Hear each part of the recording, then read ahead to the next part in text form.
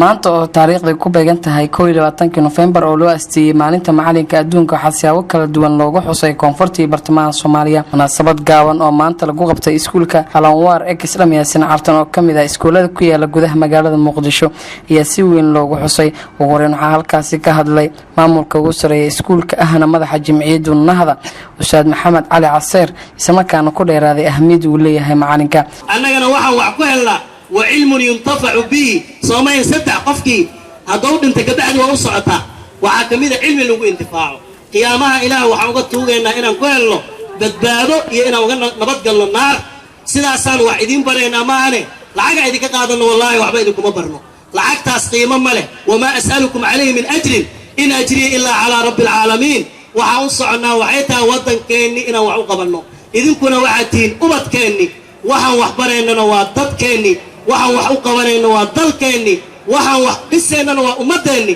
laakiin kuma rabnaa lacag kuma doonayno magac waa mahadsantahay la nuriidu minkum jazaan wala shukuran gacanta wajigeeda dhaqday abaal may gashamaya ay la isdaqda Soomaaliya ya anuka haddaan wacdo barna ubadkeeni yaatiin haddaan wadankeena dhisnana wadankeeni yaatiin haddaan ummadeena dhisnana ummadeeni yaatiin noogu duceeyo la qiyaamaha inaan badbaadno noogu duceeyo naar inaan ka nabadgalno noogu duceeyo adduunka sacaado inaan ku noolaano آخرنا ماشي الله بدنا يا النبي محمد أكتيسه sidoo kale waxa halkaasi ka hadlay Ustaad Maxamed Cali Bare oo kamid ah macalinka afka suugaanta iskuulka kaliya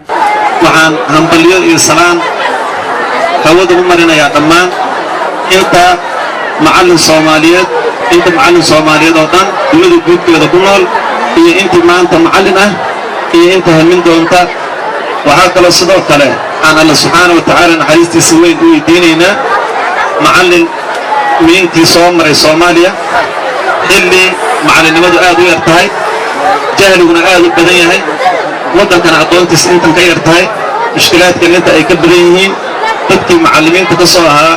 na gaarsiiyey in macallin Soomaaliyeed asaga uu wadankiisa wax ka dhigo ardaydiisana wax baro luqadiisana ku baro macallimiinta na gaarsiiyey heerkaas ugu soo sallimay waxaan leenahay xilkiina waa gudateen وانا نسوق أرسل رسالتي آدي أيام متقنا وما سنتين. كل مناسبة كدب عن ميكروفون كتيفي كاستار رح قاضي خاركم إذا أرديد وحكبرت سكولك اسمه كان عبر يدرين كودو كأدن ما أنت معلنك. ما تها ماشي أنا عم بقول مدير معلمين تدركين هو سومالي معلمين الدنيا معلم كستوجو دنيا حالة هم بلي كل 20 نوفمبر أنت إيكو بيجن سالواتني كذا معلنت معلمينته آدي أنا كفرح سنة هاي ما أنت حلفت وين إن نقول إنه تكسبوا صدق حسرية على نوار أنا مهد علينا هنا waxaan halkaani hambali ugu direeyaa dhammaan macallimiinta Soomaaliyeed meel waliba ay joogaan waxaan leeyahay hambali maanta oo maalin aad u qiimo badan waa 20 November maalinta Soomaaliyeed meel waliba ay ku sideen waxaan leeyahay dhamaantiin ku noolaada farxad هاي maalinta macalinka waxaan dhihi lahaa